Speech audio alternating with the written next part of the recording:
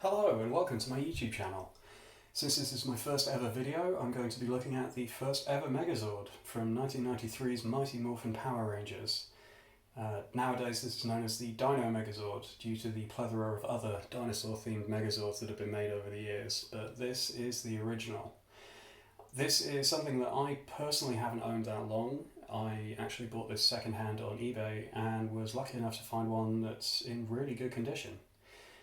The transformation is very well known to all long-time viewers of the series, so I'm gonna kind of rush it a little bit, and once it's transformed I'm going to take a bit of a closer look at it and talk a bit about buying one of these second-hand and stuff to look out for. So I'm going to start by just clearing some space for myself, and we're going to start with the Triceratops.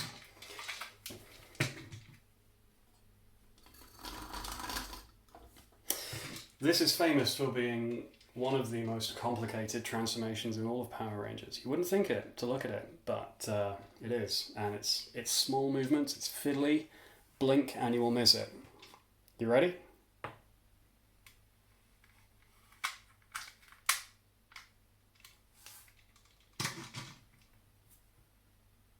Next we're going to be looking at the saber-toothed tiger. So this one is much more involved. You just flatten out. Basically, you just want to squish them. So you can just put them on a flat surface and kind of smush them down, or you could be a bit more careful with it, like I am being. Make sure his tusks / saber teeth are pointed up, and the tail is folded in like this. And then you have these two kind of suspiciously foot-like shapes emerging. Next we have our photo-bombing Tyrannosaur. This guy's legs just fold in like this. And you want to unclip the tail but not fold it all the way back up just yet. So his feet just plug in, it's the best angle for this, just like that. And like that. And let's have him looking roughly at the camera. I usually kind of leave his arms out. You can fold them in at this point if you want. It kind of makes the next stage of the transformation a bit neater if you do, so just do that. Next we have the Mastodon. We remove his head, just set that aside for a bit later. And then the body just opens up like this. I don't know why, but I always find that that particular part of this transformation really, really satisfying. The legs just swivel up like this, and then he goes onto the T-Rex's back and forms this kind of little jacket. So he just clips in place like that, and then the arms come around the side and clip in place just there. Now I'm missing the cannons that are meant to plug into his feet and actually make this look a bit more tank-like, but those are actually the only pieces I'm missing from this, fortunately. So little peg here folds out and just plugs into the T-Rex's chest piece right here. Easier to have the T-Rex looking up while you do that. And just have that facing forward. And finally the pterodactyl, just fold his head in like that and the wings in like that, and then you can see there's these two little clips on here. They're just going to plug into the back of the Mastodon's feet, and honestly I only learned that they were there about a month ago. Like every time I played with one of these in the 90s I just kind of awkwardly perch the pterodactyl on the Mastodon's feet there, and it'd always fall off and it was horrible. And actually it has clips, they can be used. They're not the strongest things in the world. It is very, very easy to knock that pterodactyl off its perch there, but it is nominally held in place. And here we have the Megazord's tank mode, or the Dino Tanker if you're a Super Sentai fan. It looks kind of cool. I was never really too fussed about this mode, apart from the fact that it did let you sort of play out the actual Megazord morphing sequence from the TV show, which I always got a bit of a kick out of. So with that in mind, let's carry on. So we remove the Mastodon's head here, and we're going to just take off the pterodactyl. Spin them around just to get this in profile, and if you really want to do this right, this is going to fail horribly, now it's on camera, but you kind of hold the heads down, grip them by the chest, and in one fluid movement, just up like that. And it's always a bit satisfying when that actually works. Just while he's facing that way, the T-Rex's tail clips onto the back of the Mastodon like that, and then the tip just folds back down like so. Just angle these down, and then the Mastodon's arms just fold around, not like this, like that. And there we have the Megazord's hands, and we fold his shoulder pads up to give him a bit more of an American football type look. And we flip down the T-Rex chest piece and fold away the head to reveal our Megazord head. Put that back, and we bring the pterodactyl back in. This time it's these clips on the side we want to use, and they just plug in like so.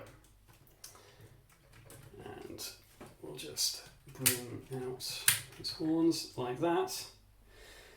And there we have the Megazord. Just moving back and over like that, and we'll give him his Mastodon shield back.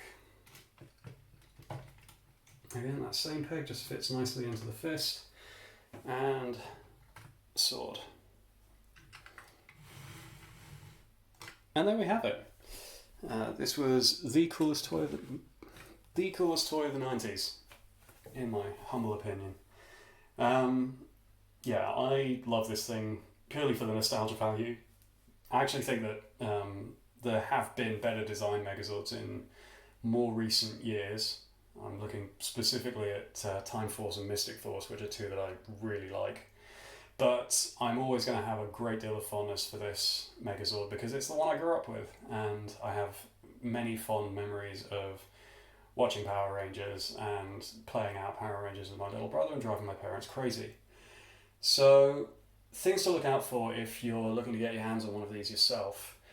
Obviously, these toys are old and they were toys, so they have been played with by children who are not the best at taking care of their things and keeping track of small detachable losable objects like swords. So a lot of the time you'll see the sword missing, you'll see the shield missing. When the shield is present, it'll be missing tusks, it'll be missing a trunk. The Triceratops horns are almost always missing. I actually kind of killed another Triceratops for the horns. I did feel bad about that, but evolution. So yeah, the Triceratops cannons also missing quite a lot, and the cannons obviously that mine is missing, and the tip of the T-Rex's tail.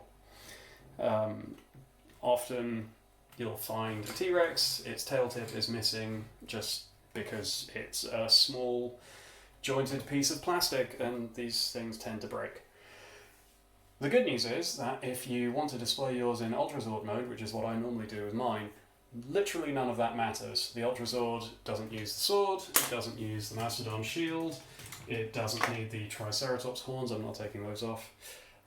But you can't see the legs because Titanus is in the way, so by that same token you can't see the tip of the T-Rex tail and you can't see the cannons on the shoulders.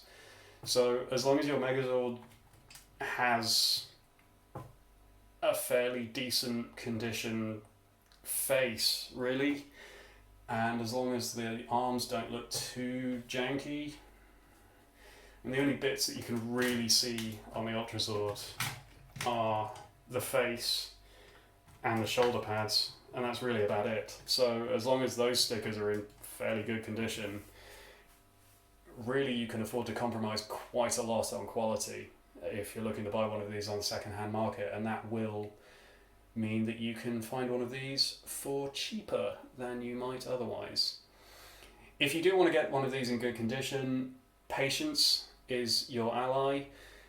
Don't get drawn in by the people selling 100% mint condition, boxed, original, this is perfect. They've done a very good job of preserving the toy, but they're usually trying to sell them for 150 quid, and honestly, if you're going to pay that kind of money for a Megazord, get the legacy version. So, yeah, for this, if you're paying any more than about 45 quid for a fairly decent condition one, you're getting ripped off, I would say. And I'm sure that there are contrary opinions to that. But yeah, this is my first ever video, so please let me know what you think down in the comments. Feel free to start an argument about Megazord pricing. And if you have any preferably constructive criticism about the format of the video itself, please do comment, because that is stuff that I definitely want to be hearing right now, because I have no idea what I'm doing. Anyway, this has been my first ever video. This is now my YouTube channel.